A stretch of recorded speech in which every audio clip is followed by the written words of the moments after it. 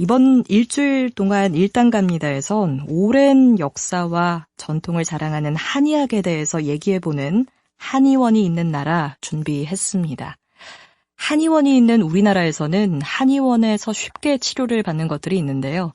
2010년대 들어서 미국의 유명 의대들은 수술 치료 없이도 병을 치료할 수 있는 좋은 대안으로 한국 한의학에 주목했다고 합니다.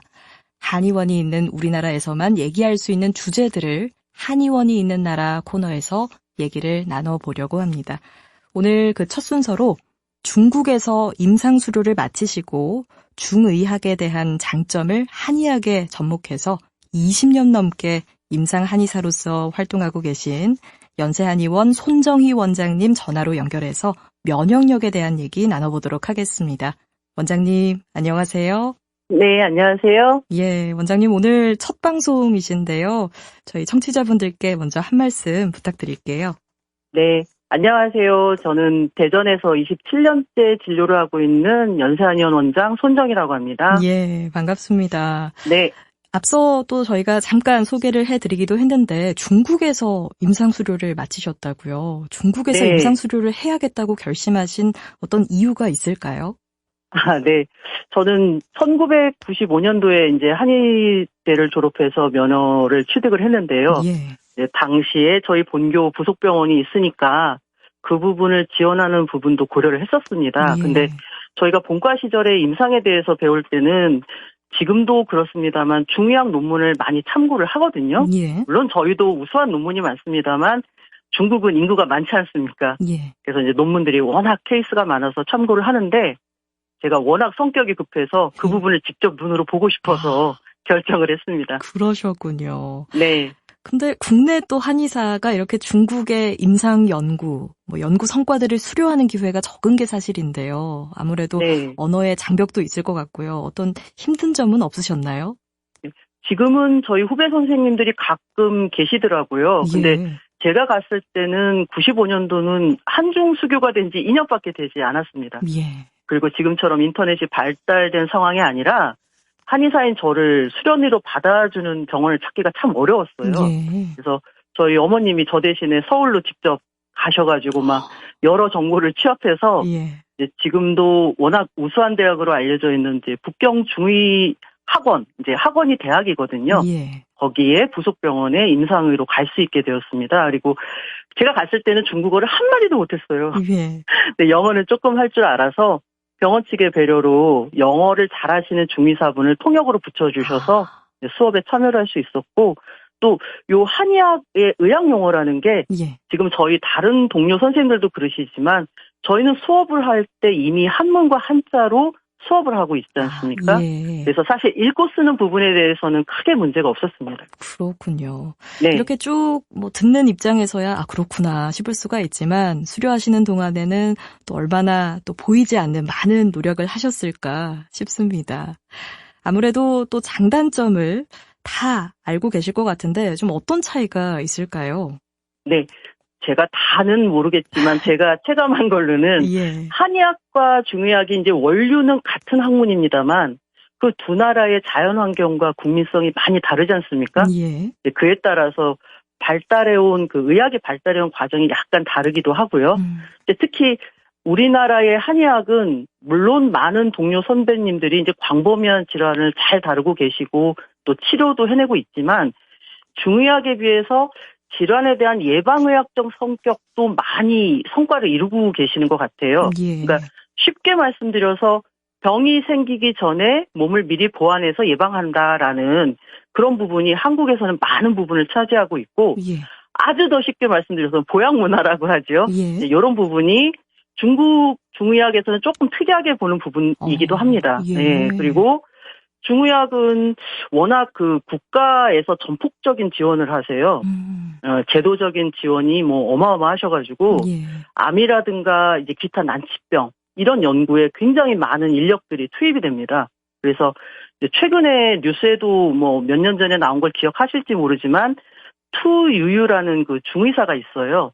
중의사가 중의학적인 케이스를 가지고 노벨 생리의학상도 수상을 했죠. 예. 그게 그 나라에서는 굉장한 자부심입니다. 예.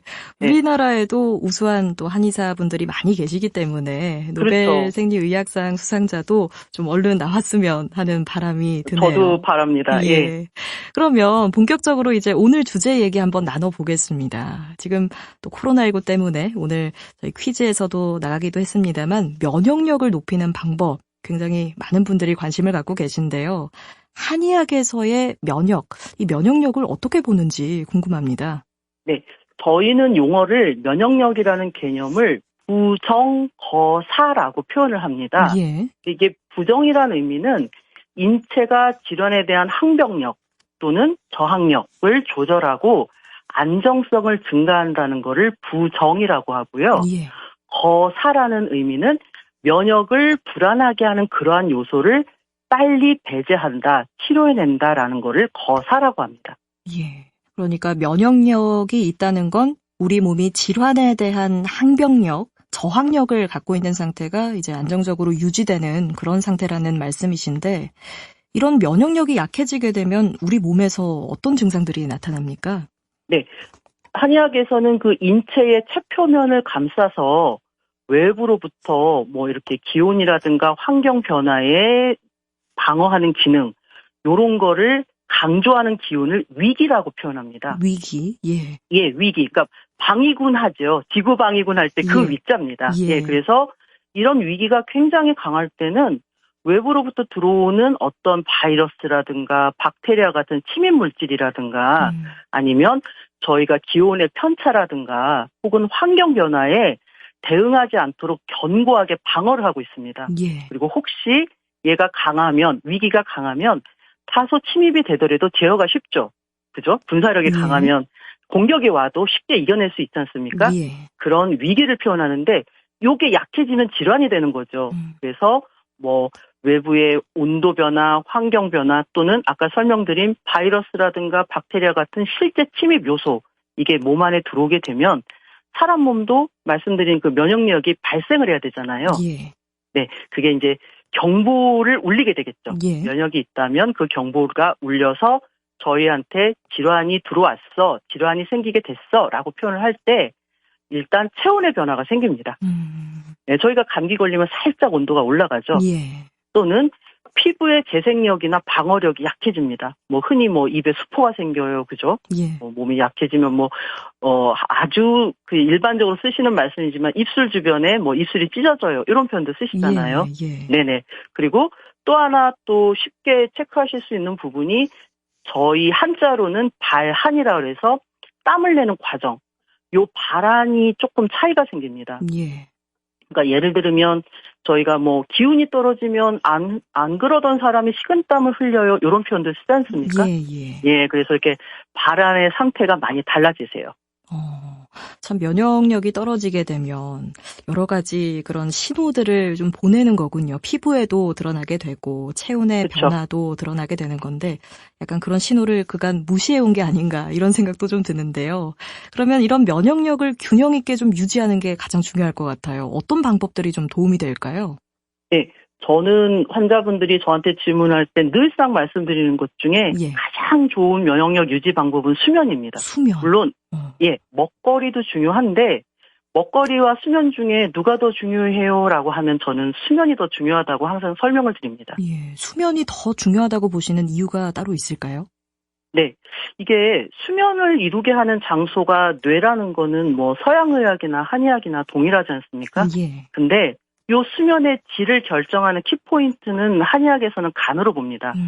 한의학에서는 우리가 잠을 잘 때 간으로 많은 혈액들이 들어와서 간에서 혈액 대사를 잘 이루어져서 좋은 혈액 상황으로 개선을 합니다. 이거를 저희들은 간장 혈의 개념으로 보는데요. 예. 이게 잘 이루어지면 같은 잠을 자더라도 숙면이 이루어집니다. 근데 좋은 혈액 상황이라는 거는 결국 면역력의 기초가 되겠죠. 예, 숙면이 중요하고요. 그리고 네. 앞서 또 면역력 강화를 위해서 먹거리도 중요하다고 하셨는데 뭘 먹는 게 좀 도움이 될까요? 네, 여러 가지 뭐 골고루 드시라는 거는 우리 어린아이들도 다 알지 않습니까? 예. 그죠? 이미 청취자분들도 많이 실천하고 계시겠지만 예. 그 여러 가지 성분 중에서도 저는 단백질을 많이 추천드려요. 그게 식물성이든 단백질이든 그 면역 글로불린의 구성 요소 중에 하나가 단백질이기 때문에 평소에 꾸준히 섭취를 하셔야 됩니다. 예, 단백질 섭취가 네네. 중요하겠고요. 저희가 좀 네네. 여쭤볼 게 많은데 준비된 시간은 한정돼 있어가지고요. 네네. 그래도 좀 네네. 몇 가지만 짧게 여쭤볼게요. 특히나 네네. 좀 우리가 일상생활에서 쉽게 실천할 수 있는 방법 중에 좀 강조하고 싶은 게 있으실까요? 네, 근데 요 수면이 뭐 당연한 얘기잖아 이렇게들 표현하시는데 예. 막상 잘 주무시는 분들이 없어요. 음. 저만 해도 말은 이렇게 하지만 뭐 컴퓨터를 한다든가 예. 요새는 또 스마트폰이 있지 않습니까? 예. 그래서 조금 그런 거를 장시간 하신다든가 혹은 불을 켜거나 TV를 켜놓고 주무시는 분들도 계시죠? 맞습니다. 네, 제 얘기 그거는 아니죠? 네네, 그거는 숙면을 이루기에는 좀 부족하겠죠. 예. 예, 그렇기 때문에 우리 어떻게 보면은 주무시면서 간을 계속 혹사하시는 거예요. 네, 그러면 또 면역력이 저하되시겠죠. 예, 무엇보다도 수면이 중요하다는 걸 다시 한번 좀 강조를 해주셨는데요.